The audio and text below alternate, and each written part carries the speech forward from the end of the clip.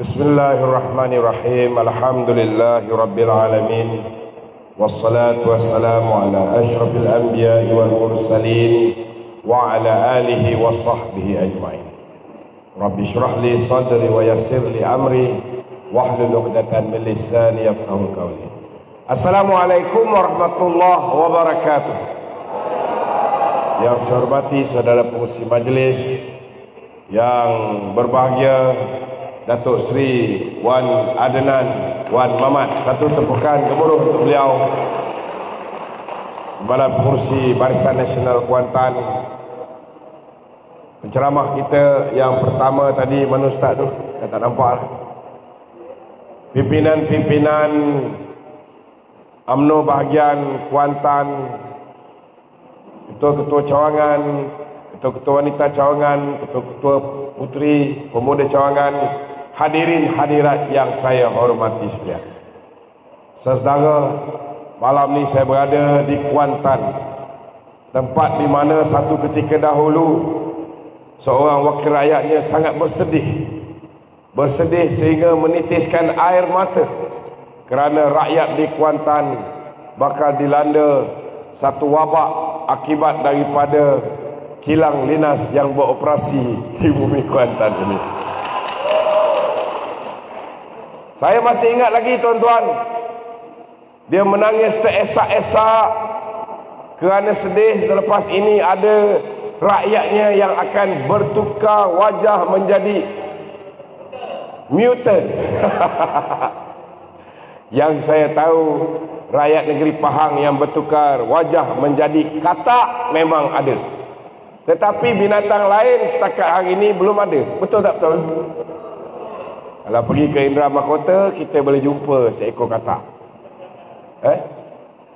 Saudara, kesan daripada kerosakan yang dibawa oleh Pakatan Harapan akibat kita silap memangkah pada tahun 2018. Bukan tuan-tuan, saya cerita ni lebih kurang 25% orang Melayu, orang Bumi Putra yang tidak mengundi Barisan Nasional memberikan undi kepada Pakatan Harapan pada pilihan raya umum yang lepas. Ada lebih kurang 97% pengundi-pengundi masyarakat Cina, tuan-tuan, telah memberikan sokongan kepada Pakatan Harapan kerana mereka yakin kalau mereka berikan undi kepada Pakatan Harapan, Tun Dr. Mahathir yang mempunyai pengalaman 22 tahun menjadi Perdana Menteri sudah pasti akan memberikan yang terbaik untuk negara ini. Sudah pasti kerajaan akan mengamalkan good governance. Sudah pasti kerajaan akan bebas rasuah. Sudah pasti perniagaan akan lebih baik. Tetapi sebaliknya tuan-tuan, negara ini hampir lingkup, tuan-tuan. Betul tak betul? Hampir lingkup. Saya nak beritahu tuan-tuan, mereka menjanjikan bulan dan bintang. Selain daripada 60 janji yang mereka berikan, yang dia laksanakan cuma satu saja janji dia. Itu pun janji yang menyebabkan negara ini kehilangan perbezaan antara hasil SST dengan GST lebih kurang 30 bilion. Bukan hanya mereka tidak berjaya menunaikan janji-janji yang mereka lontarkan, tetapi apa yang Datuk Seri Najib bagi selama hari ini kepada rakyat Malaysia, dari segi berimnya, dari segi bantuan awal persekolahannya, dari segi klinik rakyat satu Malaysianya, dari segi kedai rakyat satu Malaysianya, dari segi apa lagi, bantuan kad siswa, dari segi bantuan yang diberikan kepada nelayan, sama ada enjin motorbotnya yang diberikan oleh 1MDB, sama ada bot yang disediakan melalui program Satu Azam Mardi, subsidi diesel. Lepas tu ada nelayan pergi tangkap ikan, tak nak bawa balik ikan, mendarat di jeti-jeti yang ditetapkan oleh kerajaan, kita bagi subsidi lagi, bawa balik ikan pun dapat subsidi. Macam-macam. Musim tengkujuh macam sekarang ni, bulan 11, 12, bulan 1, dan ini penoreh getah, nak pergi menoreh tak boleh sebab mangkuk penuh dengan air hujan. Betul lah. Jadi kita bagi subsidi musim tengkujuh, bantuan musim tengkujuh 200, 200, 200. Dah bagi kepada penoreh getah, datang pula pesawah padi. Pesawah padi cakap, Datuk Seri, dia cakap dengan Datuk Najib, kami pun perlukan bantuan. Bila dah tanam padi kena tunggu 3 bulan baru boleh dapat hasil tuaian. Maka Datuk Najib membagi 200, 200, 200 tuan-tuan. Tapi nak buat macam mana saudara, walaupun Datuk Najib menatang rakyat Malaysia ini seperti minyak, menatang minyak yang penuh, tetapi bila ada orang-orang, bukan di Pahang, di tempat lain, di tempat lain, tapi orang Kuantan ni pun ada juga, ada juga. Kalau tak menang, Teenage Mutant Ninja Turtle Zeko tu, kan? Tuan-tuan, tempat lain lah, orang Pahang ni kira okey lagi. Mereka tak termakan dengan fitnah-fitnah Pakatan Harapan. Itu sebab kerajaan negeri Pahang menang, dan banyak ahli-ahli parlimen Barisan Nasional pun menang. Cuma Kuantan ni lah kita sedih sikit, kan? Uziah punya air mata buaya itu telah berjaya menyebabkan ada yang terpedaya. Tetapi kalau kita tengok hari ini, tak ada pun anak-anak sesiapa yang terkesan akibat daripada kesan kilang ninas. Tak ada. Jadi tahun ini kita kena bayar balik. Ada yang dulu tidak mengundi Barisan Nasional, tahun ini kena bayar hutang. Pastikan jangan ada satu pun keturunan kita memberikan undi kepada Fuziah Saleh. Boleh? Ini penting. Kita kena pastikan. Penipu-penipu besar macam ni tuan-tuan, jangan kita bagi peluang memerintah negara. Saudara, akhirnya tuan-tuan, bila mereka berkuasa selama 22 bulan, kita lihat orang dah mula kata kami rindu zaman Najib. Tapi nak buat macam mana? Akibat daripada silap memangkah 2018 ini, hari ini tuan-tuan, Datuk Najib sudah merengkuk di dalam penjara. Beliau tidak mendapat keadilan. Beliau tidak mendapat keadilan. Saudara, nak pergi ambil Queen Council tak dibenarkan. Nak lantik peguam dalam negara, minta masa nak baca dokumen yang berteroli pun tak dibenarkan.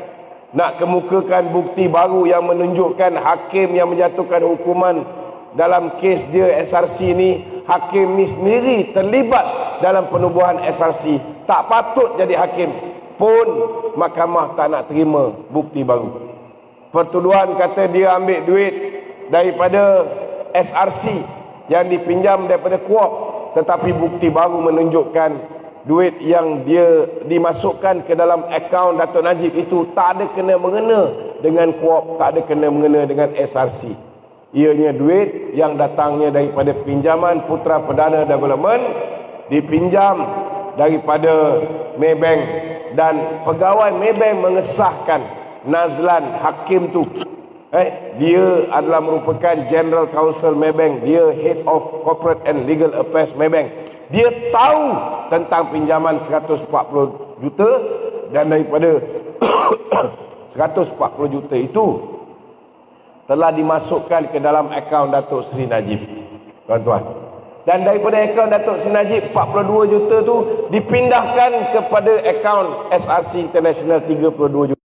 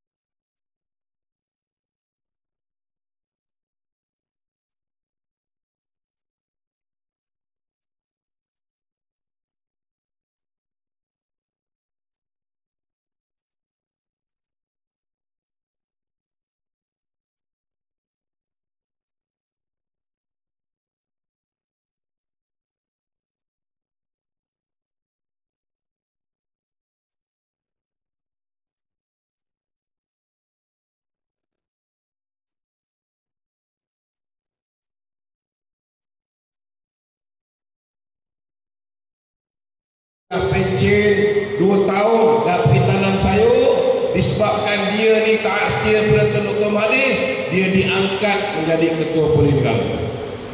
SPRM pula kita tak nak lagi berlaku ahli jabatan kuasa PKR boleh diangkat menjadi ketua Pesuruhjaya SPRM, sedangkan orang SPRM berapa banyak yang lebih layak daripada Latifah Koya. Kita tak nak benda ni berlaku. Kita pun tak nak ketua hakim negara bila mana JAC ataupun Judicial Appointment Commission Suruhanjaya Pelantikan Kehakiman mencadangkan Datuk Seri Azhar untuk jadi ketua polis negara, tetapi Tun Dr. Mahathir ketika itu tidak mau dengar cadangan daripada Jack. Tun Dr. Mahathir, tuan-tuan, dah lah tak dengar cadangan daripada Jack. Sepatutnya bila dia tolak, dia kena minta Jack supaya bagi nama baru, tuan-tuan. Tapi dia tak minta Jack bagi nama baru. Apa yang dia buat, tuan-tuan? Dia minta cadangan daripada Tommy Thomas. Dan inilah menyebabkan, tuan-tuan, Tommy Thomas membuat kesilapan yang sangat besar. Dia bongkar semua sekali kepincangan yang berlaku zaman Pakatan Harapan. Dan insya-Allah, tuan-tuan, lepas kita menang 19 hari bulan ini, kita akan tubuhkan Royal Commission of Inquiry. Kita akan pastikan dakwaan yang dibuat oleh Tommy Thomas yang dah disiasat pun oleh pasukan petugas khas akan kita follow up dengan tindakan undang-undang kepada semua yang terlibat, insya-Allah. Itu sebab kita kena pastikan BN menang besar. Bila BN menang besar, kita boleh tukar law of the jungle menjadi sebuah negara yang mengamalkan kedaulatan undang-undang, insya-Allah. Sesetara ramai yang tertipu. Yang ditipu ini, tuan-tuan, bukan orang biasa. 2018 yang ditipu ialah doktor. 2018 yang ditipu ialah profesor di universiti, cikgu-cikgu di sekolah, sesedara, peguam-peguam, professionals yang ditipu, sesedara. Kalau mereka ini pada ketika itu menggunakan akal yang waras. Yang belakang ni boleh dengar ke? Saya rasa berdengung sikit dengar ni. Belakang okey? Okey kan? Ada berdengung? Ada sikit lah kan? Saya nak beritahu tuan-tuan, kalau golongan profesional ini berfikir dengan otak yang waras, tak mungkin, tuan-tuan, satu pun undi daripada keluarga mereka akan bagi kepada pemimpin Pakatan Harapan, tuan-tuan. Sebab kecemerlangan yang dibawa zaman Barisan Nasional terbukti dengan track record yang sangat cantik. Tapi malangnya ada orang terperdaya bila mana Mahathir yang ada pengalaman 22 tahun menjadi Perdana Menteri kita, orang ni diyakini pernah jadi Presiden UMNO. Itu sebab kaum Tionghoa ketika itu dan sebahagian masyarakat India memberikan sokongan kepada Pakatan Harapan. Mereka nampak sudah ada future, sudah ada hope, sudah ada pengharapan yang boleh diberikan untuk membentuk sebuah negara yang lebih baik kononnya, tuan-tuan. Tapi sesedara mereka lupa Mahathir boleh memerintah Malaysia, tuan-tuan, dulu. Dia tidak ada masalah kerana dia ada satu pasukan yang datangnya daripada pemimpin-pemimpin Barisan Nasional daripada seluruh negara. Itu sebab kerajaan Mahathir kuat. Itu sebab ekonomi kita bagus ketika itu, sebab dia ada satu tim yang kuat. Tetapi bila Mahathir bersendirian, tuan-tuan, bila Mahathir bersendirian, kita lihat apa jadi. Walaupun dia berpengalaman, tetapi menteri-menteri kabinet dia, tuan-tuan, ialah menteri-menteri kabinet cap ayam. Cap ayam. Lee Kuan Yew cap ayam, Muhyiddin pun boleh tahan cap ayam juga. Yang lain-lain ni semua cap ayam. Akhirnya kerajaan dia, tuan-tuan, ialah kerajaan yang sangat gagal. Apa bukti kegagalan? Apa bukti kegagalan dia, tuan-tuan? Saya malam ni nak hurai satu persatu bukti kegagalan kerajaan Pakatan Harapan. Kita lihat, tuan-tuan, Bila Datuk Seri Najib memerintah, masa tu gandingan dia ialah Datuk Seri Zahid Hamidi, Presiden UMNO hari ini. Jadi tuan-tuan, hari ini kalau dah Datuk Najib dah tak ada, kita tak ada orang lain yang kita boleh harap tuan-tuan. Sudah pastilah kita kena mengharapkan gandingan Datuk Najib pada ketika itu, iaitu Datuk Zahid. Datuk Zahid untuk meneruskan perjuangan Datuk Najib. Saya nak beritahu tuan-tuan, dikala mereka menuduh kita sebuah negara yang bakal berhadapan dengan bankrupt tahun 2008, sehingga kan cerdik pandai ni tiba-tiba tuan-tuan seolah-olah Allah Ta'ala tarik kebijaksanaan dia ni sekarang. Masa tu tuan-tuan, mereka kata kita ni berhutang sehingga kan dalam keadaan negara ni boleh jatuh bankrupt. Padahal hakikat dan realitinya 2015 tuan-tuan, hutang kita 54% berbanding dengan GDP ataupun KDNK negara. Tetapi 2016 kita berjaya turunkan menjadi 52%. 2017 kita turunkan menjadi 50.8%. Dan suku pertama tahun 2018 sebelum kita kalah ni tuan-tuan, kita berjaya turunkan kadar hutang kita cuma tinggal 48% berbanding GDP kita. Kalau orang-orang yang cerdik pandai ni pakai otak ketika itu tuan-tuan, mereka boleh rujuk website bank negara, angka ni ada. Mereka boleh rujuk website bank dunia, angka ini ada. Tetapi masa itu mereka percaya bulat-bulat. Hari ini benda ni berlaku lagi. Kalau tuan-tuan tengok di TikTok, anak-anak muda kita percaya buta-buta apa yang diperkatakan oleh Anwar Ibrahim, percaya buta-buta apa yang diperkatakan oleh Syed Saddiq, percaya buta-buta apa yang diperkatakan oleh Rafizi Ramli. Ini bahaya tuan-tuan. Kalau cerdik pandai kita pada tahun 2018, dia klik Bank Negara Malaysia punya website. Kalau tak percaya dengan angka prestasi yang ditunjukkan oleh Bank Negara, buka World Bank, dia akan tahu bahawa hutang kita sangat sihat, 48%. Tuan-tuan, negara ni paling teruk hutang ni bila? Paling teruk hutang ni tuan-tuan ialah pada tahun 1986. 1986 hutang kita paling tinggi dalam sejarah. Berapa? 103.4%, 103.4% daripada KDNK kita tuan-tuan. Lebih 2 kali ganda daripada zaman Datuk Seri Najib menjadi Perdana Menteri. Ada tak kita bankrupt tahun 1986? Ada? Tak ada. Kita tak bankrupt. Kalau zaman hutang kita melambat macam tu, kita tak bankrupt, macam mana zaman Datuk Seri Najib kita boleh bankrupt? Tapi ada orang fikir tak benda ni tuan-tuan? Tak ada. Kesannya tuan-tuan, ramai memangkah Pakatan Harapan. Bila pangkah Pakatan Harapan tuan-tuan, disebabkan mereka ni terlalu hanya tahu macam mana nak jadi pembangkang, hanya tahu macam mana nak mereka fitnah, hanya tahu macam mana nak mewujudkan cerita-cerita yang tak ada. Bila nak dapat kuasa, walaupun Datuk Seri Najib meninggalkan Reserve Bank Negara paling tinggi dalam sejarah, saudara, 435 bilion Datuk Seri Najib tinggalkan. Simpanan kita boleh tampung import tetangga 7 hingga 8 bulan. Saya nak beritahu tuan-tuan, disebabkan mereka nak menipu, tak nak tunjuk yang prestasi ekonomi kita ni bagus, duit kita ada.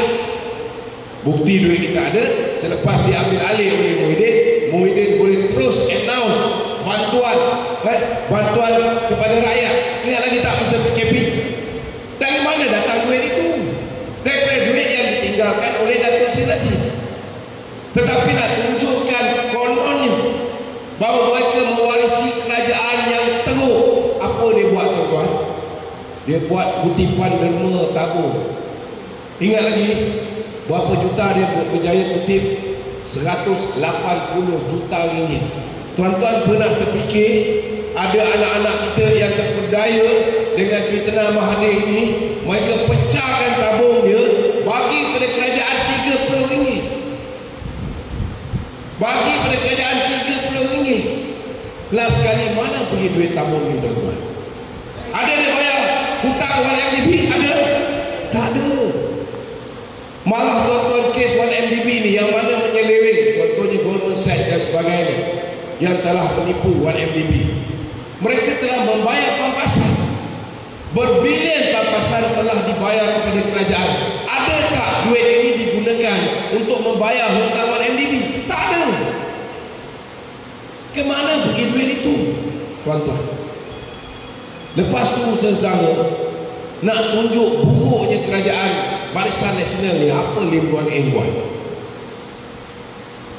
Orang kalau beli kereta, contohnya dia beli Toyota Camry, katalah Tok Wan beli Toyota Camry, orang tanya dengan Tok Wan, berapa harga Toyota Camry 2.0 ni?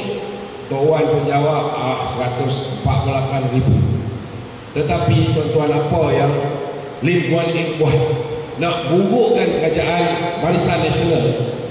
Bila orang tanya dia berapa hutang negara, dia buat hutang negara, dia kira sekali interest sampai tahun 2030 tahun ke depan punya interest, dia kira sekali, dia masukkan sebagai hutang negara. Tuan-tuan, nak kira kadar hutang negara, dia ada kadar kiraan yang standard seluruh dunia, tak boleh tipu. Tetapi saya bagi perumpamaan Camry itu nak bagi tuan-tuan faham. Bila orang tanya dengan dia berapa harga kereta, Lim Guan Eng harga kereta 148, dia campurkan dengan interest yang kena dibayar dalam tempoh 9 tahun. Jadi bila orang tanya Lim Guan Eng berapa hutang negara, dia berapa hutang dia beli kereta, jadi berapa harga dia beli kereta, dia tak cakap dia beli kereta 148,000 ringgit, dia cakap dia beli kereta 200,000 ringgit. So dia guna teori yang sama. Dia ambil kira hutang-hutang yang perlu dibayar dalam tempoh 20-30 tahun lagi, dia masukkan, dia kata hutang negara hari ini sudah mencecah 1 trilion. Padahal 2017 hutang kita 686.8 bilion, 600 bilion lebih. Selepas 61 tahun PM memerintah, 600 bilion lebih. Tuan-tuan, bila pelabur dengar bahawa Malaysia sebelum ni kononnya menipu, hutang ada 1 trilion tapi cakap hutang ada 686 bilion. Tuan-tuan, pelabur tarik keluar duit dia daripada bursa saham Kuala Lumpur. Pelabur keluarkan duit dia daripada negara ni, lari pergi ke tempat lain. Akhirnya saudara, apa jadi pada negara kita sekarang? Bila pelabur lari, tuan-tuan, hutang kita betul-betul dah lebih 1 trilion hari ini. Kalau zaman Datuk Seri Najib serahkan kuasa, hutang kita 48% daripada GDP. Hari ini paci-paci hutang kita 64%. Tengok, ini baru satu saja. Kesan hutang. Kesan hutang tu tuan-tuan, berapa lama tempoh nak bayar ni tuan-tuan? Bila mereka dapat kuasa saudara, perkara pertama yang dia buat, bukan dia fikir macam mana nak jana pendapatan. Yang dia fikir tuan-tuan ialah macam mana caranya nak buat duit, nak pinjam duit untuk bayar gaji kaki tangan awam dan sebagainya. Padahal kita tidak perlu berbuat demikian. Jadi apa yang dia buat tuan-tuan, dia pergi ke Jepun.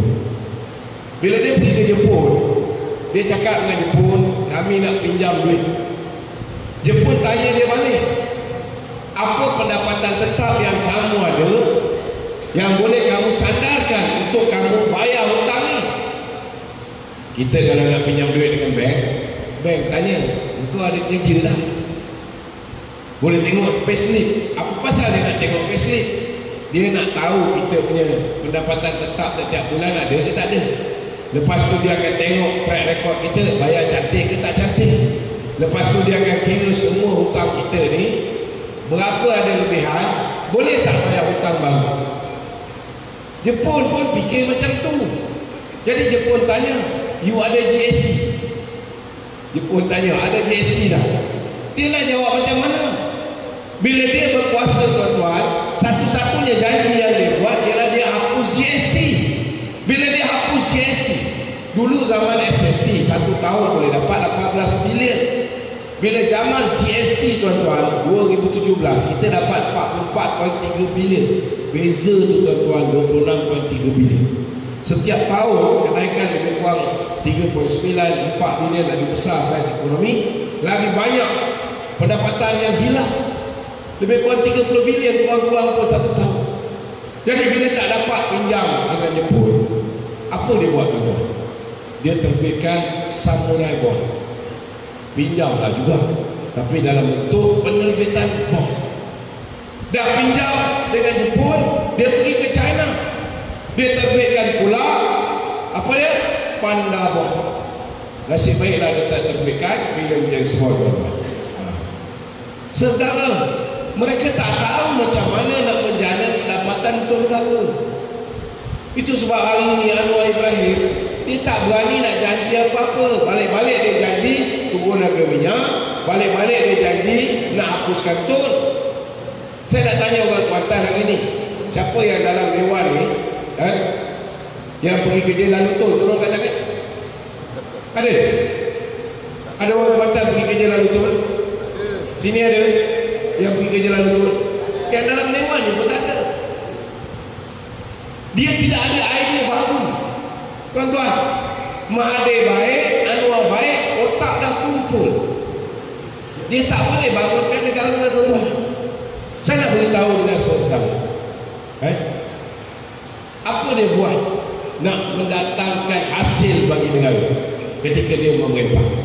Dia jual aset. Mula-mula sekali tuan-tuan, sebelum dia jual aset, dia potong perbelanjaan. Bila dia potong perbelanjaan tuan-tuan, dia potong apa? Yang paling banyak orang Melayu kerja kerajaan, betul tak betul? Dia potong kaki tangan kerajaan. Mula-mula sekali 17,000 orang kaki tangan kontrak diberhentikan kerja. Betul tak? Orang Melayu. Saya salah seorang daripadanya. Hari ini 9 kalah, besok 10 hari bulan, Limbuan Eng pecat saya, bayar saya gaji sebulan. Saya salah seorang daripada 17,000. Tapi sepanjang tempoh pemerintahan mereka 54,000 orang telah diberhentikan kerja. Itu pertama. Dan dasar mereka tuan-tuan, seperti mana yang diperkatakan oleh Tony Puas sebelum mereka perintah lagi. Dia kata cara nak mengurangkan perbelanjaan negara senang saja. Potong penjawat awam. Maknanya potong kaki tangan awam. Jumlah kaki tangan awam itu perlu dipotong. Itu sebab sebelum nasib baik tuan-tuan, Mahathir tak lama. Sebab bila dia bercakap, kalau tak silap saya, dia bercakap di Tokyo. Dia kata, apa tuan-tuan? Sudah tiba masa kita kaji balik sama ada sistem pencen ini perlu diteruskan ataupun tidak. Kenapa dia cakap macam tu? Sebabnya saudara, dia kata pencen ni paling banyak belanja yang kerajaan perlu sediakan. Tuan-tuan, orang yang dapat pencen ialah orang yang tak ambil duit KWSP, betul tak betul? Jadi duit pencen itu duit dia. Siapa yang saya tak boleh ada air atas meja, tumpah. Tuan-tuan, orang yang tak dapat pencen saudara, mereka dapat KWSP, betul tak? Bila dia boleh pilih sama ada nak pencen atau nak KWSP. Bila dia tak ambil pencen, dia dapat duit caruman KWSP yang majikan kena bayar dan dia kena carum. Duit ni masuk dalam akaun KWSP. Bila duit kerajaan tak perlu masuk dalam akaun KWSP, duit ini masuk dalam pembenaran negara. Duit ini dibiarkan. Duit ini mendatangkan dividen juga bagi kerajaan. Betul tak betul tuan-tuan? Jadi duit itu ialah hak orang yang memilih untuk pencen. Mana boleh dihentikan? Nasib baik tuan-tuan belum sempat dihentikan pencen, maka maka Allah Ta'ala telah pencinkan dia. Cuba bayangkan kalau dia tak sempat pencin, kaki tangan awam lepas ni tidak ada pencin. Lagi apa dia buat tuan-tuan? Bila dia pergi Jepun tuan-tuan, dia tak dapat nak pinjam, dia terbitkan bond samurai. Saudara, apa yang dia buat ialah dia jual aset kita kepada Jepun.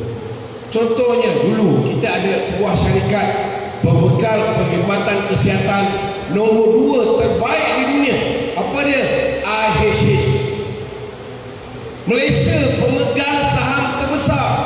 Nombor 2 baru Jepun, Mitsui, tuan-tuan. Bila mereka tak tahu macam mana nak mempelbagaikan sumber pendapatan negara, bila dia perlukan duit, tuan-tuan, apa yang dia buat? Saudara, dia jual saham khazanah, saham milik Malaysia dalam IHH, dia jual dekat Mitsui, tuan-tuan. Siapa yang untung bila jual saham dekat Mitsui ni? Yang untung Mahathir. Sebab sebuah universiti di Tokyo memberikan satu pengiktirafan bagi anugerah kepada Tun Dr. Mahathir. Tetapi yang rugi kerana asetnya telah hilang, tuan-tuan, ialah kita, rakyat Malaysia. Kita lihat bila mereka berkuasa juga, apa berlaku, tuan-tuan? Kita lihat, tuan-tuan, masa mereka berkuasa, saudara,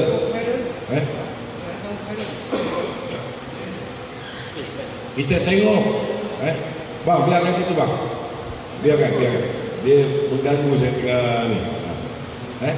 Bila kita berkuasa, saudara,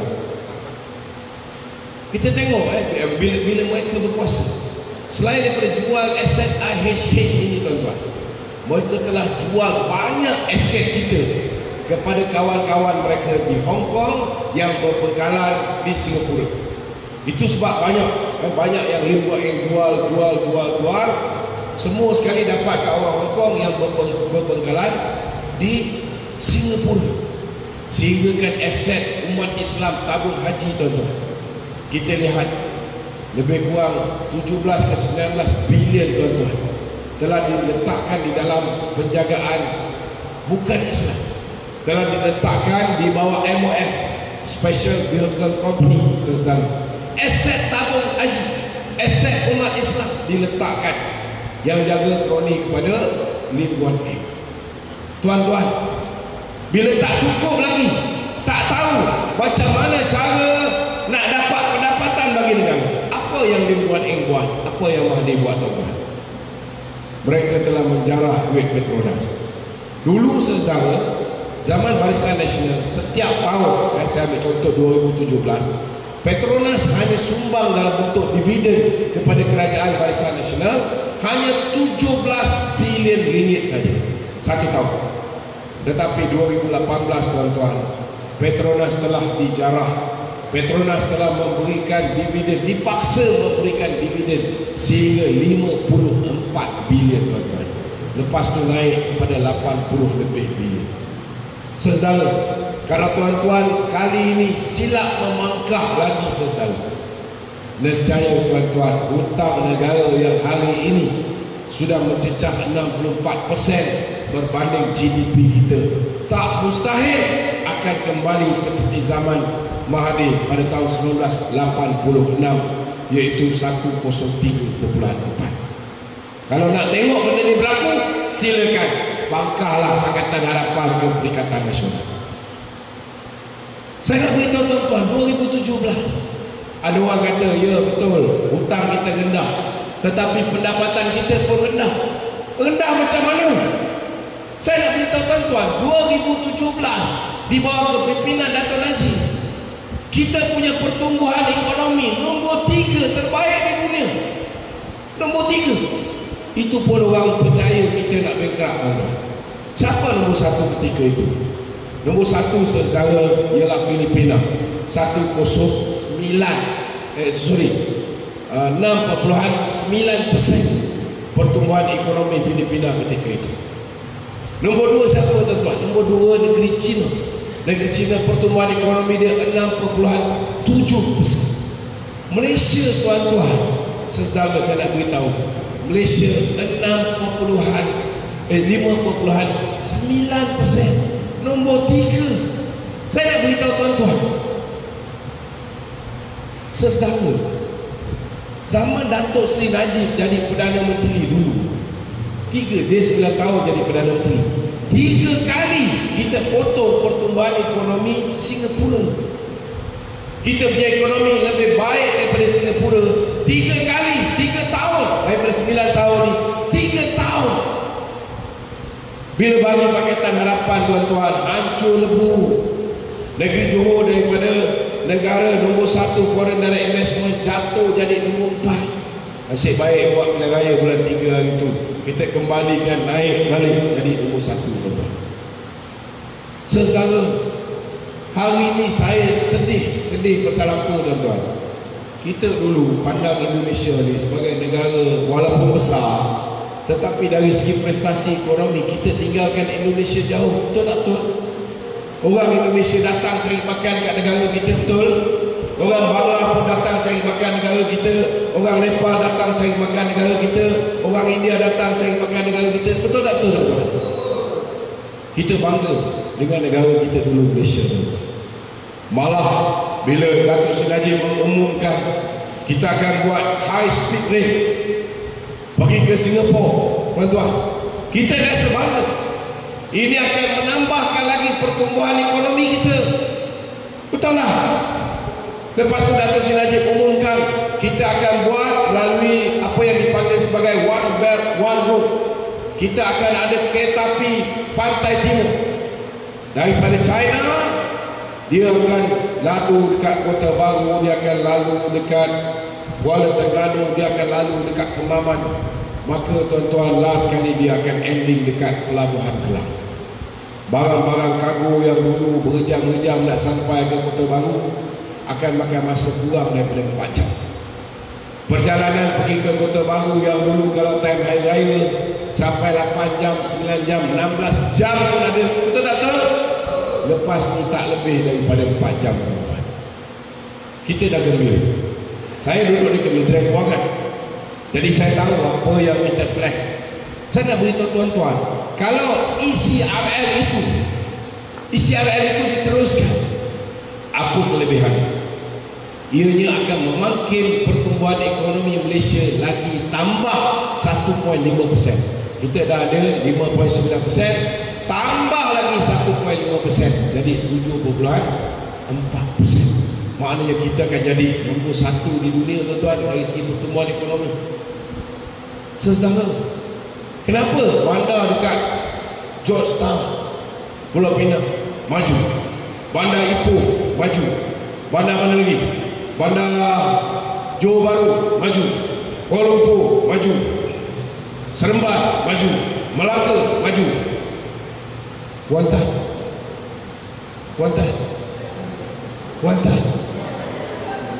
macam mana? Datuk Najib dah plan untuk tuan-tuan, untuk Kuantan pun jadi maju, Kemaman jadi maju, Kuala Terengganu jadi maju, betul tak? Kota Baru jadi maju. Macam mana cara dia buat? Inilah dia ECRL. Bila ada ECRL ni tuan-tuan, saya nak tanya tuan-tuan, pelancong daripada negeri China, kalau mereka datang ke Malaysia, kalau mereka datang ke Malaysia, apa dia buat tuan-tuan? Dia pergi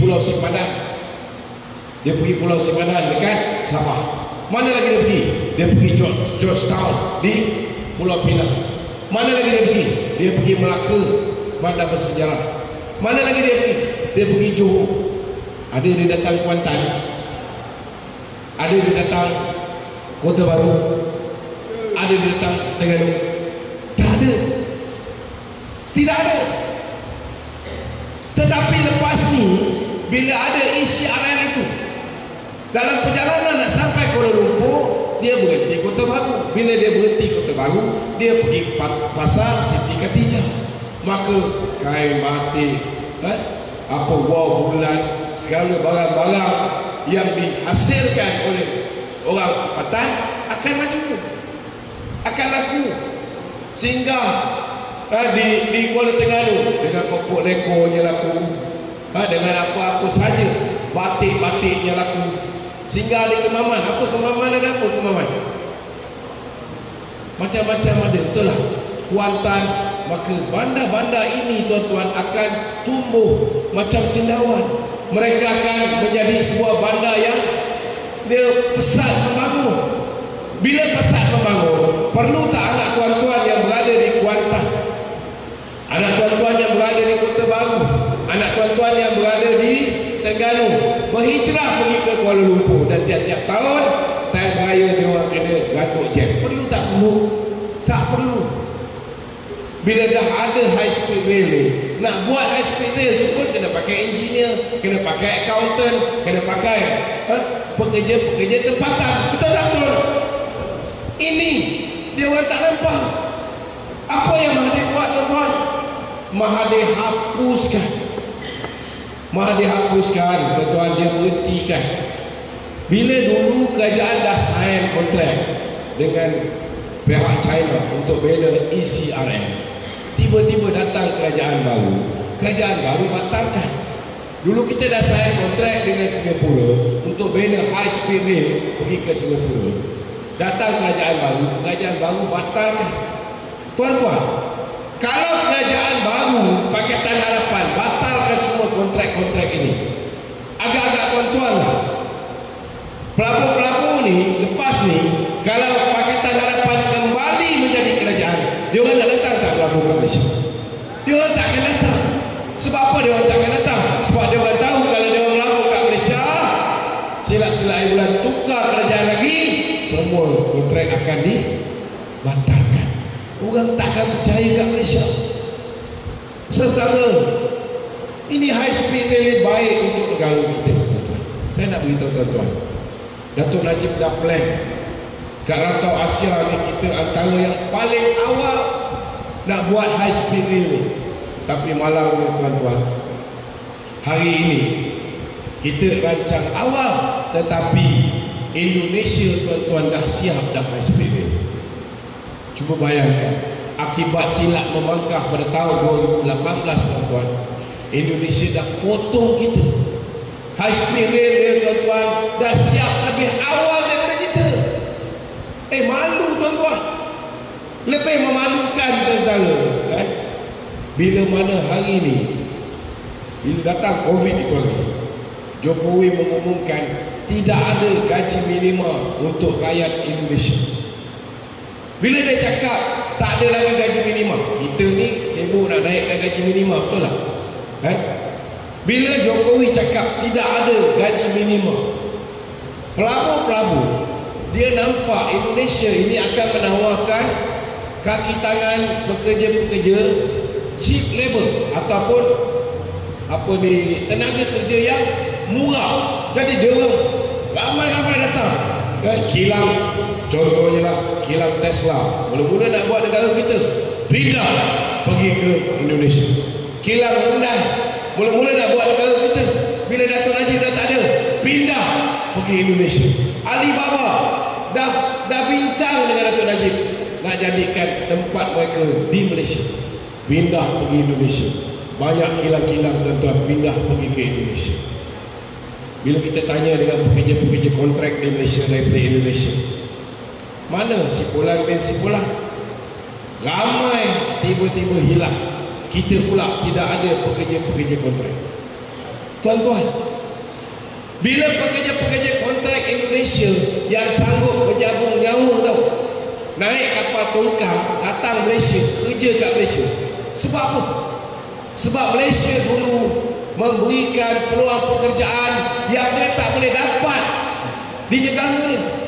Tapi hari ini tuan-tuan, orang yang dulu kelang kabut datang Malaysia nak kerja kat Malaysia, mereka dah tak kerja di Malaysia, mereka balik kerja di negara dia. Agak-agak tuan-tuan, bila dia kerja di negara dia, gaji lagi besar daripada Malaysia ke gaji jauh lebih kurang daripada Malaysia? Mestilah lebih besar, betul lah. Sedangkan dia dah tak ada gaji minimum. Maknanya apa? Bila pelabur pergi ke Indonesia, nak melabur di Indonesia, tuan-tuan, bila mereka pergi melabur di Indonesia, walaupun gaji pekerja Indonesia itu tinggi yang dia perlu bayar tuan-tuan, tetapi kerana mereka mahukan skill workers, pekerja yang berkemahiran tinggi, Mereka tetap bayar. Mereka tetap bayar. Dan yang paling saya takut tuan-tuan, saudara, kalau selepas ini saudara, tuan-tuan salah memilih sekali lagi. Salah memilih. 2018 kita dah ketinggalan dengan Indonesia. Tapi kalau kali ini tuan-tuan salah memilih sekali lagi tuan-tuan, pilihan raya umum yang akan datang, kita akan lihat kita kena kerja kuat untuk memujuk tenaga kerja Malaysia yang bekerja di Indonesia untuk balik mengundi kita di Malaysia. Maka Indonesia akan berhadapan dengan masalah kebanjiran pendatang tanpa izin daripada Malaysia. Sebab peluang pekerjaan dekat kita akan menjunam jatuh akibat daripada pelabur tak nak datang ke sini. Peluang pekerjaan di Indonesia akan bertambah-tambah. Gaji yang ditawarkan di Indonesia lebih tinggi daripada Malaysia. Last kali tuan-tuan, anak-anak kita akan lari pergi ke Indonesia. Malu saudara. Saya nak beritahu tuan-tuan ni high speed rail. Apa matlamat Datuk Seri Najib nak buat high speed rail? Matlamat dia tuan-tuan ialah untuk menarik pelancong-pelancong yang selama hari ini pergi ke Indonesia, pergi ke Singapura, datang mendarat di Malaysia. Saya nak beritahu tuan-tuan, negara kita memang cukup besar. Kalau nak ikutkan negara kita yang besar ni, kita punya pelancong patut lebih ramai daripada Singapura. Betul tak betul? Tapi malangnya tuan-tuan, pelancong yang pergi ke Singapura lebih ramai. Sebab apa pelancong pergi ke Singapura lebih ramai? Sebab mereka pergi ke Singapura bukan semua nak jadi pelancong. Mereka pergi ke Singapura tuan-tuan sebab mereka berdagang. Singapura adalah negara nombor 2, nombor 3 terbesar dari segi jumlah kontena. Dari segi kontena-kontena ni, tempat isi barang tuan-tuan. Singapura nombor 2, nombor 3 terbesar di dunia tuan-tuan. Di dunia. Jadi orang pergi ke Singapura ni saudara, ialah untuk mereka berdagang. Bila dia pergi berdagang di sana, orang businessman ni, kalau dia nak kaya, apa dia kena buat? Nombor 1, dia kena jimatkan kos perbelanjaan syarikat. Ini orang kita pun tahu, betul tak? Nombor 2, tuan-tuan, dia kena maksimumkan keuntungan syarikat. Kalau dia pergi meeting di Singapura, dia landing di Changi Airport, dia kena tidur di Changi Airport. Hotel di Singapura tuan-tuan 3 kali ganda lebih mahal daripada Malaysia. Daripada Changi Airport nak pergi hotel, dia kena bayar taksi 3 kali ganda lebih mahal daripada Malaysia. Kalau dia dah duduk dekat Singapura, dia kena makan di Singapura. Betul tak tu? Makanan di Singapura 3 kali ganda lebih mahal daripada Malaysia. Nampak tak tuan-tuan? Kalau dia pergi bekerja meeting di Singapura, balik mestilah dia bawa tangan, betul tak? Dia kena beli, dia kena shopping di Singapura. Shopping di Singapura 3 kali ganda lebih mahal daripada Malaysia. Kecuali barang-barang elektronik. Barang-barang elektronik di Indonesia, di Singapura memang lebih murah. Jadi tuan-tuan, pemikiran Datuk Seri Najib, macam mana nak buat pelancong ni datang Malaysia dan bukan landing di Singapura. Maka Datuk Najib mengilhamkan apa yang dipanggil sebagai high speed rail. High speed rail. High speed rail ni tuan-tuan 1,5 jam daripada Kuala Lumpur, bandar Malaysia, boleh sampai Singapura. Maknanya kalau orang kena meeting di Singapura, dia tak payah landing di Changi Airport. Dia landing di KLIA, dia tidur di Kuala Lumpur, dia makan pun di Kuala Lumpur. Besok pagi pukul 7 dia shoot pergi ke Singapura, 8.30 dah sampai. Pukul 9, pukul 10 dia meeting. Petang tu pukul 5, kalau dia nak beli handphone, dia boleh beli handphone dekat Singapura. Kalau dia nak beli untuk anak-anak dia, buat tangan buat balik, lebih baik dia pakai balik ke Malaysia. Masa tu tuan-tuan, masa Datuk Seri Najib cadangkan untuk buat high speed rail ini. Malaysia ni negara nombor 4 destinasi membeli belah paling popular di dunia. Kita dah potong Paris. Orang nak shopping banyak pergi beli kasut, beli beg tangan di Paris. Kita ni dah potong Paris pada ketika itu. Destinasi membeli belah paling popular, nombor 4 paling popular di dunia. Sebab apa? Kita ada Maybelline, kita ada Pavilion, kita ada banyak pusat membeli belah di Kuala Lumpur. Tuan-tuan cuba bayangkan, kalau mereka siapkan high speed rail ini, apa akan berlaku pada ekonomi Malaysia? Nombor 1, orang datang sini daripada tidur di Singapura. Maknanya hotel kita tak cukup. Bila hotel kita tak cukup, siapa ada tanah, tanah dia akan boleh dijual dengan harga yang tinggi untuk bina hotel. Betul tak betul? Yang untung rakyat Malaysia ke orang asing? Rakyat Malaysia. Bila nak buat hotel, kena dapatkan kelulusan arkitek, kena buat plan. Betul tak? Yang akan untung arkitek negara kita. Bila nak buat, nak bina construction dan sebagainya, kita kena lantik kontraktor. Takkan ambil kontraktor daripada luar nak buat hotel. Mestilah kontraktor tempatan. Kontraktor kita akan ada kerja. Bila hotel ni tuan-tuan nak dibina, kontraktor nak buat kerja, dia kena beli batu, beli pasir, beli barang-barang hardware, kelengkapan. Maka semua sekali, kilang simen untung, kilang batu, kuari untung, pasir yang hubung laku, apa juga yang berkaitan dengan construction akan untung. Bila dah siap, perabot akan untung, kilang perabot untung, kilang tilam untung, kilang kating untung, kilang kursi meja untung. Betul tak betul? Lepas tu mesti ada kitchen. Bila ada kitchen, cooking utensil boleh dijual dan sebagainya. Tuan-tuan, bila dia orang dah siap, kena ada pekerja, maka akan wujud peluang pekerjaan di hotel, maka akan wujud peluang pekerjaan di agensi pelancongan, maka akan wujud peluang pekerjaan di macam-macam, termasuklah peluang perniagaan kecil sederhana. Lebih banyak gerai-gerai diperlukan untuk menampung, lebih banyak restoran-restoran mewah yang akan dibuka, ada peluang pekerjaan lagi. Rakyat Malaysia akan dapat tuan-tuan keuntungan berlipat kali ganda. Ini Pakatan Harapan tak fikir, ini Mahathir GTA tak boleh fikir, dan ini Muhyiddin tuan-tuan, si Tompok ni lagi tak boleh fikir. Saudara dapat kuasa yang dia fikir, batalkan. Sebab apa dia batalkan? Sebab dia tak nak tuan-tuan, apa yang dia dah buat. Contohnya dia buat menara berkembar Petronas. Semua orang cukup bangga. Yang orang tak tahu, menara berkembar Petronas itu sebenarnya ialah tanda cinta dia kepada Siti Hasmah. Itu sebenarnya bukan menara berkembar Petronas, itu huruf H, Hasmah. Yang bagi pun Mahathir dia bagi peluang Hasmah pilih.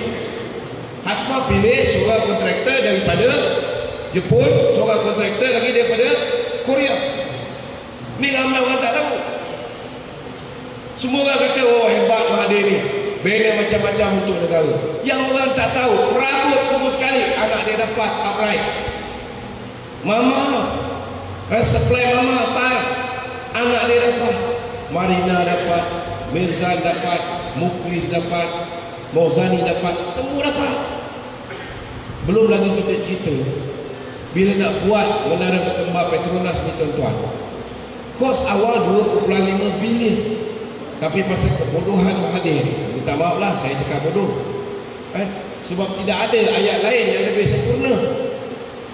Tuan-tuan, pinjam duit pakai yen Jepun, last kali nak bayar balik dah lebih kurang 7.5 bilion hingga ke 10 bilion termasuk interest. 4 kali ganda. Akibat daripada pertukaran mata wang asing, Jepun punya nilai yen meningkat, hancur. Yang kena tanggung kita, generasi selepas Mahathir, yang kena bayar balik. Betul tak betul tuan-tuan? Orang tak pernah fikir benda ni. Orang kata hebat Mahathir, dia perkenalkan kita dalam bidang sukan Formula 1, satu dunia kenal di mana Kuala Lumpur. Memanglah satu dunia kenal di mana Kuala Lumpur. Tetapi tahu tak kenapa dia buat sepang sikit Formula 1? Dia buat sepang sikit Formula 1 sebab anak sulung dia, Muzani Mahathir minat dengan kereta berkuasa tinggi. Itu sebab dia letak Muzani sebagai chairman kepada Sepang Circuit Formula 1. Yang rakyat tidak tahu, setiap tahun kerajaan kena belanjakan 300 juta tampung kos tiket tak boleh kabur. Jual tiket harga paling murah pun RM200 lebih. Siapa nak beli? Itu jual 20% laku. Jadi apa yang Datuk Najib buat? Daripada jadi gajah putih di KLIA itu, Datuk Najib tukar. Satu kali tu dia try, kita jangan buat apa ni Formula 1, kita tukar, kita buat MotoGP. MotoGP Mak Rempit suka. Jadi tiket tu laku 80%. Daripada kena belanja 300 juta tiap-tiap tahun, tiba-tiba dapat untung pula, negara dapat untung daripada jualan tiket. Maka Datuk Najib pun mengambil keputusan hentikan Sepang Circuit Formula 1, tukar jadi MotoGP. Mengamuklah Mahathir. Nampaklah tuan-tuan, padahal Datuk Najib menyelamatkan duit negara. Bila dia dapat kuasa, apa dia suruh 1MDB buat? Dia suruh 1MDB menceburi bidang apa? Bidang IPP, Independent Power Producer. Sebelum tu IPP, saudara, dikuasai oleh 4 syarikat. Pertama, Malakoff, Syed Mokhtar Al-Bukhari. Nombor 2, YTL, kawan baik Mahathir lah. Nombor 3, Ananda Krishnan, kawan baik Mahathir juga. Nombor 4, Genting Sanyal. 4 syarikat ni tuan-tuan, 21 tahun subsidi gas. Ni belum cerita lain untung ni tuan-tuan. Subsidi gas yang dia dapat dalam tempoh 21 tahun 155 bilion, 155 ribu juta ringgit. Takkan Datuk Najib nak biarkan diorang ni dapat lubung emas ni buta-buta je. Kerajaan kena subsidi lagi, belum lagi untung. Bila mana diorang supply ni yang menyebabkan Tasriah Niarup, kenal Tasriah Niarup, dia letak jawatan sebagai pengurusi TMB tuan-tuan. Bukan kerana 4 syarikat ni dapat projek membekalkan tenaga elektrik. Selain daripada subsidi dia dapat 155 bilion untuk tempoh 21 tahun. 4 syarikat ni membekalkan tenaga tuan-tuan 8 sen lebih mahal daripada tenaga yang dibekalkan oleh TNB sendiri. Itu sebab bila Edra Energy, anak syarikat YMDB, ambil alih, kita tahun 2015 buat kali pertama dalam sejarah kita berjaya turunkan tarif elektrik. Kita turunkan tarif elektrik sedang hari ini tuan-tuan, banyak lagi kerosakan yang dibawa oleh kerajaan Pakatan Harapan bila kita telah dijatuhkan oleh mereka tuan-tuan. Saudara, banyak lagi yang dilakukan oleh Datuk Seri Najib, akhirnya tuan-tuan terpaksa dihentikan. Itu sebabnya kalau kita silap memilih pada pilihan raya umum ke-15 ini tuan-tuan, saya yakin tuan-tuan, untuk kita recover balik, untuk jadikan Malaysia sebuah negara yang boleh dikata Tiger of Asia, saya rasa akan memakan masa berpuluh tahun. Hari ini pun kita nak bawa balik anak kita yang dah kerja dekat UK, setengah mati dia orang tak nak balik sini. Kita nak bawa balik anak kita yang dah bekerja di US, setengah mati dia orang tak nak balik sini. Jangan sampai lepas ni mereka bekerja di Indonesia, dia orang pun kita tak boleh tunjuk untuk balik bekerja di Malaysia. Jangan kita silap melangkah.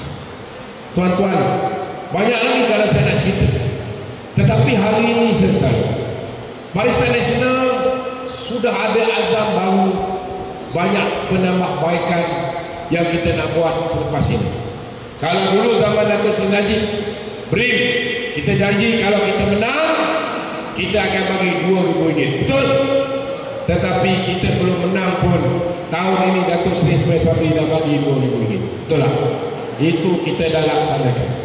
Tetapi kalau kita menang pilihan raya ini tuan-tuan, kita punya langkah yang paling drastik, BN akan hentikan kemiskinan Tegal. Macam mana cara kita nak berhentikan kemiskinan Tegal? Hari ni ada orang kerja gaji dia 1,200, betul? Ada orang kerja gaji dia 1,500, betul? Ada orang kerja yang gaji dia walaupun gaji minimum 1,200, tapi dia kerja senyap-senyap, majikan bayar gaji dia 900 saja. Pun ada. Tetapi selepas ini, bila BN menang, tuan-tuan, dalam manifesto Barisan Nasional, manifesto Barisan Nasional adalah satu-satunya manifesto yang tuan-tuan boleh tengok. Jangan bagi masa tengok manifesto Pakatan Harapan, jangan bagi masa tengok manifesto GTA, jangan bagi masa tengok manifesto PN, sebab ini bukan kitab suci. Itu je jawapannya. Betul tak? BN, kenapa kita tunggu sampai bulan Mei, 9 Mei 2018 baru buat pilihan raya? Sebab Dato' Seri Najib nak pastikan semua benda yang dia dah janjikan pada tahun 2013 dah ditunaikan. Jadi apa dia buat? Dia pastikan semua dia laksanakan. Dia drag sampai bulan 5 komplit semua. 99.6% janji BN dalam manifesto 2013 dah ditunaikan oleh kerajaan Dato' Seri Najib pada tahun 2018. Tapi nak buat macam mana, tuan-tuan? Orang terpedaya dengan janji-janji manis Pakatan Harapan. Mereka tolak Dato' Najib ketika itu. Orang Pekan tak tolak, orang Pahang pun tak tolak. Orang negeri lain ni kadang-kadang, tuan-tuan, kepala dia segerat-segerat. Kadang-kadang okey, kadang-kadang tak okey. Maka mereka terpedaya. Saudara, mulai lepas pilihan raya ini, saudara, tidak ada lagi miskin Tegal dalam negara kita. Kita bila nak buat janji, kita akan kira sebab kita duduk dalam kerajaan. Kita tak boleh cakap macam Pakatan Harapan. Dulu dia janji dia nak hapuskan tol, betul tak? Nak hapuskan tol, lepas pilihan raya baru tahu nak hapuskan tol menelan belanja 380 bilion ringgit. 380 ribu juta ringgit. Nak cekau mana? Betul tak? Kita bila kita janji, kita dah kira. Bila kita kira, oh yang ini kita mampu buat. Lepas ni, siapa yang gaji bawah 2,208 ringgit, kalau gaji dia hari ni 1,200, bila BN menang saja pilihan raya, gaji dia automatik tiap-tiap bulan akan jadi 2,208 ringgit. Nah ini kena faham.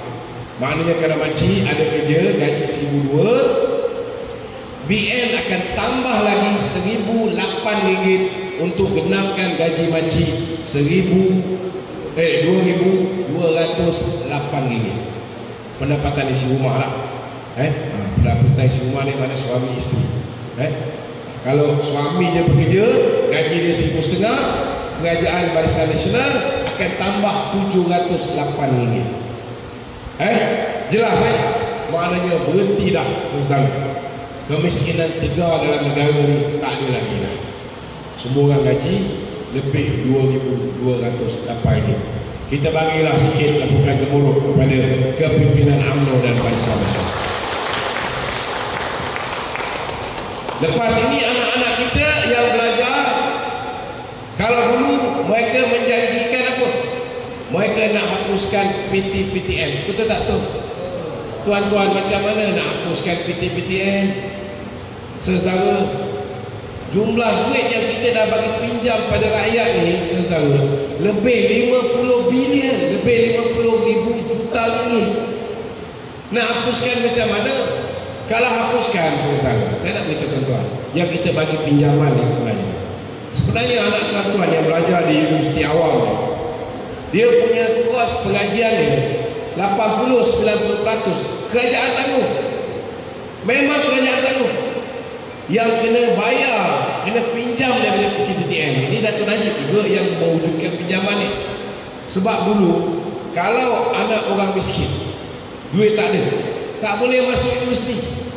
Kalau anak orang miskin nak masuk universiti, apa yang dia kena buat? Kalau ada sawah bendang, kena jual sawah bendang. Kalau ada ladang getah, dia kena jual ladang getah. ambil duit tu, baru hantar anak pergi universiti. Jadi Datuk Najib kata kita tak boleh biarkan. Kalau dah jual ada getah tu untuk hantar anak pergi universiti, yang mak bapak sementara menunggu anak dapat degree ni, nak makan apa? Betul tak? Jadi pada tahun 1997 ketika Datuk Najib menjadi Menteri Pendidikan, maka dia telah pun mewujudkan apa yang dipanggil sebagai tabung pembelajaran yang dipanggil PTPTN.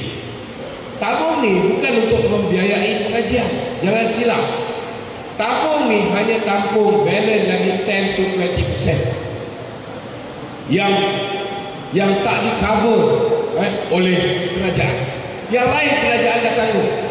Tetapi duit yang kita bagi PTPTN ni, selain daripada bayar sedikit deposit daripada kuliah untuk ni, yang baki tu duit poket. Anak kita malas jalan kaki pergi kuliah, beli motor pakai duit PTPTN. Kalau misalnya dia orang nak pakai komputer, pakai duit PTPTN. Dia nak pergi belanja girlfriend tengok wayang pun pakai duit PTPTN. Betul tak? Bila dia dah bekerja, dia dah habis belajar, dia ada ijazah, takkan dia jadi penyamun, takkan dia jadi perompak. Mestilah dia jadi doktor, profesor, lawyer, guru. Bila dia ada kerja, bila dia mula bayar KWSP, maknanya kerja dia tu sepadan dengan kelayakan yang dia ada. Contohnya, kalau orang tu dia ada degree tapi dia kerja kerani, dia boleh beritahu dengan PTPTN, dia tak perlu bayar lagi. Dia tak perlu bayar lagi. Tetapi kalau dia dah gunakan ijazah dia tu untuk kerja, dan dia dapat gaji yang sepadan dengan kerja dia sebagai pemegang ijazah, baru dia kena bayar. Itu yang kita buat. Kenapa dia kena bayar? Supaya adik dia, anak dia, generasi mendatang akan berpeluang tuan-tuan untuk melanjutkan pelajaran, pergi ke universiti tuan-tuan. Nah, ini apa yang BN aja.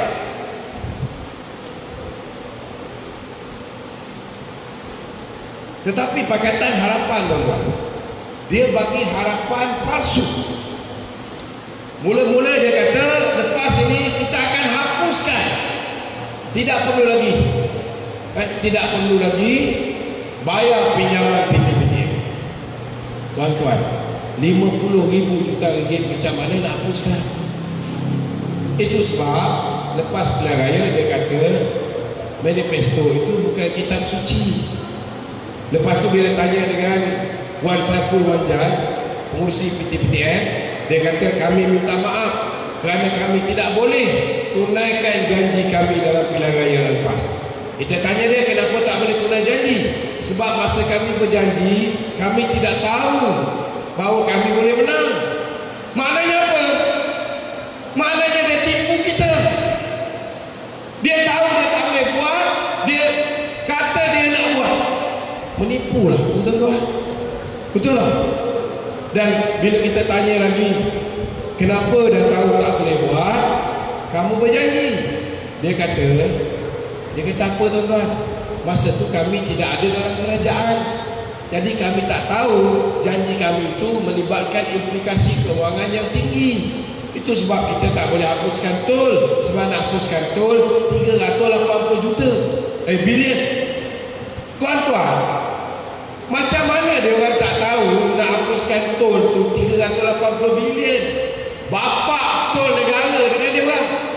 Siapa bapak tol negara? Mahathir. Betul tak? Mahathir yang wujudkan tol. Zaman Datuk Najib dia cuba hapuskan tol. Kita buat highway daripada Kuala Krai pergi ke Kuala Lipis, tak ada tol. Kita buat highway daripada Sabah sampai ke Sarawak, Pen Borneo Highway, tak ada tol. Tuan-tuan, ini zaman Datuk Seri Najib. Saudara, itu sebabnya saya nak beritahu tuan-tuan, janji BN, kita tak akan hapuskan pinjaman PTPTN. Siapa yang nak berhutang, dia kena bayar, tetapi kita bagi diskaun. Siapa bayar penuh, tuan-tuan, kita bagi diskaun 20%. Siapa yang bayar secara potongan bulanan, kita bagi diskaun sebanyak kan 15 ataupun 10%, kan? Siapa yang bayar separuh-separuh, separuh penuh, separuh ni kita bagi diskaun. Itu cara kita. Tetapi janji kita dalam manifesto Barisan Nasional Pilihan Raya Umum yang akan datang. Kalau menang Barisan Nasional lepas ini, bila anda umur cecah 18 tahun, pendidikan akan diberikan kepada B40 secara percuma. Maknanya ini lebih mudah. Ini kita tahu kita boleh buat, sebab implikasi kewangan dia paling tinggi pun 2,000 juta ringgit setahun. Ini mampu dilaksanakan. Tapi kalau tuan-tuan masih berharap PKPTN dihapuskan seperti mana janji anda berakhir, mampus tuan-tuan, ianya tidak mungkin berlaku sesat. Tuan-tuan, cukuplah zaman mereka memerintah ini saudara. Mereka rosakkan negara kita. Kalau kita bagi peluang lagi pada mereka untuk memerintah, lagi banyak kerosakan akan berlaku, lebih teruk daripada zaman 22 bulan. Ada setengah orang kata, siapa pun jadi kerajaan, hidup kami tetap sama. Saya nak tanya dengan tuan-tuan, sama ke? Sama tak sama? Tuan-tuan, zaman mereka memerintah 22 bulan, hak istimewa orang Melayu hancur. Peruntukan untuk MARA, kalau dulu kita boleh hantar anak-anak yang pandai belajar di luar negara, terhenti. Ingat lagi, Datuk Seri Ismail Sabri jadi Perdana Menteri, walaupun dia kerajaan campuran, kerajaan hybrid, tetapi bila nilai ringgit jatuh tuan-tuan, anak-anak yang belajar dengan biaya daripada MARA, kita naikkan allowance. Ini baru jadi Perdana Menteri kepada kerajaan campuran. Kalau kerajaan kita sendiri punya kerajaan, kita tak payah minta izin daripada Bersatu, tak payah minta izin daripada PAS, kita boleh bagi macam-macam pada rakyat. Betul tak tuan-tuan? Itu pentingnya kita kena memerintah secara bersedia. Kita tak boleh macam dulu. Tuan-tuan, kita lihat apa jadi dengan kedudukan Islam sebagai agama persekutuan. Bila mereka berkuasa tuan-tuan, silibus kita punya mata pelajaran agama Islam, pendidikan agama Islam, kita lihat Teo Nicing daripada DAP, dia tubuhkan satu pasukan petugas khas untuk kaji silibus mata pelajaran agama Islam di sekolah-sekolah, dan dia minta bukan Islam bagi pandangan. Apa benda ni tuan-tuan? Urusan agama kita, kita lah yang tentukan. Mana boleh bukan Islam tentukan urusan agama kita. Masa dia jadi kerajaan, bila dia dah mula menyampah dengan DAP ni Mahathir, kita tengok apa dia buat. Dia suruh sekolah Cina dengan sekolah India buat apa? Dia suruh sekolah Cina dengan sekolah India mengajar tulisan Jawi. Cuba bayangkan masa dia Menteri Pelajaran dulu, bila K. Johari dah hapuskan tulisan Jawi, masa dia Menteri Pelajaran, dia hidupkan balik tak? Dia tak hidupkan balik. Masa dia jadi Perdana Menteri 22 tahun, ada dia hidupkan balik tulisan Jawi kat sekolah? Tak ada. Tiba-tiba bila dia nak hasut orang PAS, orang UMNO menyokong dia nak buat kerajaan baru, kerajaan Bumiputera, dia nak buat orang-orang Cina, orang-orang India marah dengan orang Melayu ni, dia suruh sekolah Cina dengan sekolah India tuan-tuan wajib untuk belajar tulisan Jawi. Macam manalah Dozong tak marah tuan-tuan? Nampak tak? Jahat tuan-tuan. Mereka hidup ni saudara dengan menabur benih kebencian, dengan menabur saudara keretakan antara kaum. Ini tak pernah berlaku zaman BN memerintah selama 61 tahun dulu. Betul ada peristiwa 1969 13 Mei. Tetapi siapa yang punya angkara? Yang punya angkara ialah DAP dan juga gerakan ketika itu. Kita jangan lupa, mereka yang melakukan provokasi yang menyebabkan berlaku ketegangan kaum. Tetapi selepas Allahyarham Tun Razak tuan-tuan menghasilkan apa yang dipanggil sebagai dasar ekonomi baru, Rakyat Malaysia, orang Melayu, orang India, orang Cina, orang Kadazan, Dusun, Dayak, Iban, Lumbawang, semua rakyat Malaysia boleh hidup aman damai. Betul tak betul, tuan-tuan? Semua orang boleh cari makan. Tak ada yang dengki yang tak ada satu sama lain. Merah mata sikit-sikit tu biasalah, tuan-tuan. Tetapi pernah tak kita sampai jadi macam Indonesia 1998? Kedai-kedai orang Cina dibakar, ada anak-anak mereka dirogol dan sebagainya. Tak pernah. Sebab apa? Sebab kita susah macam mana pun, orang rakyat Malaysia, tak kira lah bangsa apa, mereka masih lagi boleh cari makan di bumi Malaysia. Itu sebabnya saudara saya rayu, tolonglah pastikan supaya Barisan Nasional kembali memerintah secara bersendirian. Dah terbukti kalau berkongsi kuasa dengan musuh politik takkan aman. Kita lihat hari ini, hari ini Mahathir sendiri mengakui, padahal dia lah punca dia, betul tak? Mahathir sendiri cakap kalau nak pilih kerajaan satu je, jangan benarkan kerajaan campuran. Sebab apa? Sebab dia dah tengok bila dia bentuk kerajaan dengan Anwar Ibrahim dengan Mahathir bermusuhan, betul tak? Mula-mula Anwar Ibrahim bagi dia jadi Perdana Menteri. Bila giliran dia nak bagi Anwar jadi Perdana Menteri, apa dia buat? Dia curi ahli parlimen daripada UMNO 16 orang. Dia curi ahli parlimen daripada PKR 9 orang. Lepas tu lagi 4 orang tarik masuk bebas.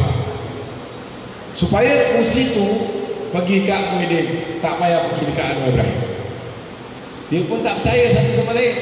Dia tahu kalau dulu Mahathir pernah penjarakan Anwar Ibrahim, takkan bila dapat kuasa sebagai Perdana Menteri Anwar tak penjarakan dia. Itu yang dia fikir, tuan-tuan.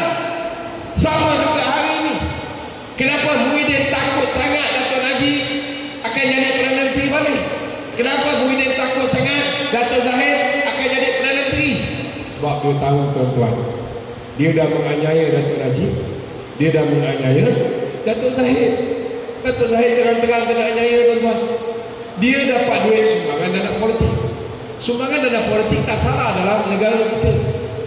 2012 kita pernah nak buat undang-undang, siapa nak bagi nak terima sumbangan politik, dia kena declare kepada kerajaan.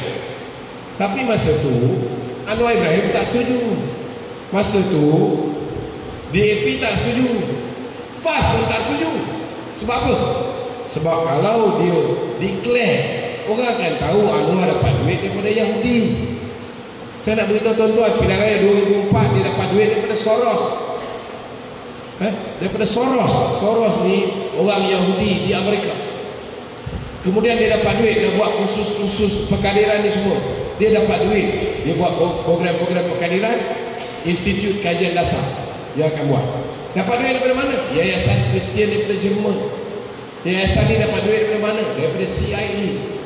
Itu sebab kalau tuan-tuan tengok video lepas kita kalah, ada pegawai daripada CIA mengatakan kita sudah bekerja dengan pembangkang selama 17 tahun di Malaysia.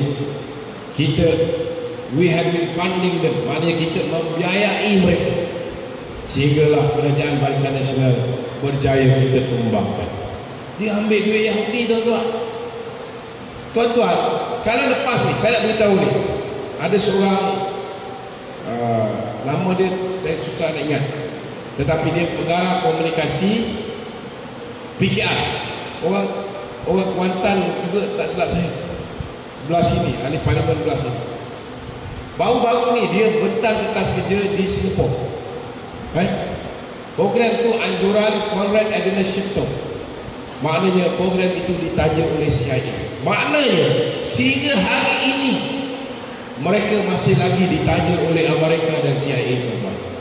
Maknanya kalau lepas kita menang pilihan raya ni, kalau Anwar Ibrahim lah jadi Perdana Menteri, polisi Malaysia kalau dulu masuk Israel tak boleh, selepas ini kedutaan Israel akan dibuka di Malaysia.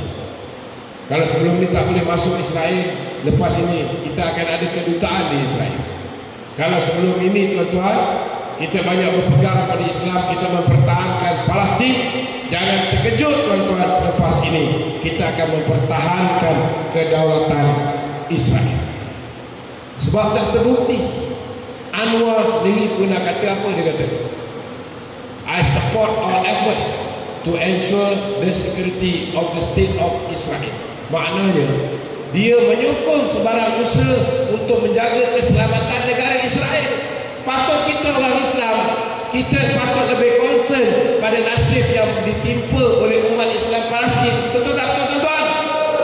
Tapi dia lebih fikir tentang Israel. Adakah tuan-tuan nak lihat negara ini menjadi lembu cocok hidung kepada Amerika? Kalau nak, silakan. Tak ada siapa nak halang dia. Jadi peranan tuan-tuan pada 19 hari bulan ni sangat penting. Pastikan hari ni saya nak beritahu di Universiti UIA. Dia ada papan, dia ada billboard. Dia tulis itu siapa yang kita nak sokong pilihan raya ni. Budak-budak ni dia akan ambil satu stiker, letak nama dia. Dia akan pilih. Ada yang pilih PN, ada yang pilih PH, ada yang pilih BN, ada yang pilih GTA. Tuan-tuan, paling banyak budak UIA dia pilih PH. Nombor 2 paling banyak PN, tuan-tuan. PN. Nombor 3 baru BN. Nombor 4 GTA. Mana yang gila macam tu pun ada orang bagi undi lagi, tuan-tuan. Ini budak-budak berpelajaran di UIA. Begitu juga tuan-tuan, mengikut kajian yang dibuat oleh seorang profesor di Universiti Melayu, lebih kurang 37% student Universiti Melayu memilih Kerajaan Pakatan Harapan. Itu sebab kalau ada anak-anak di universiti, kalau ada anak-anak yang first time voters, tolong pastikan hari-hari mulai hari ini sekolahkan mereka. Kalau tak tahu macam mana nak cakap, senang je. Video saya pada malam ni hantar ke anak. Hantar ke anak. Masuk dalam grup WhatsApp keluarga. Masuk dalam grup WhatsApp surau. Masuk dalam grup WhatsApp taman. Masuk dalam grup WhatsApp, tak kira lah WhatsApp pun. Sebab kalau saya salah cakap, tuan-tuan, polis akan ambil tindakan pada saya, bukan ambil tindakan pada tuan-tuan. Tuan-tuan tak perlu bimbang.